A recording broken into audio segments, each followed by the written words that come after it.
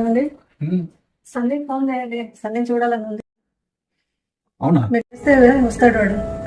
సరే నేను చేస్తాను కానీ కాఫీ పెట్టుకుంటా. ఎలా ఉన్నా బాబు? నేను చాలా బాగున్నానన్నా. అమ్మాయిలో అమ్మ నీ పైన బెంగ పెట్టుకుందిరా. కొన్ని రోజులు వచ్చి ఉండొచ్చు కదా.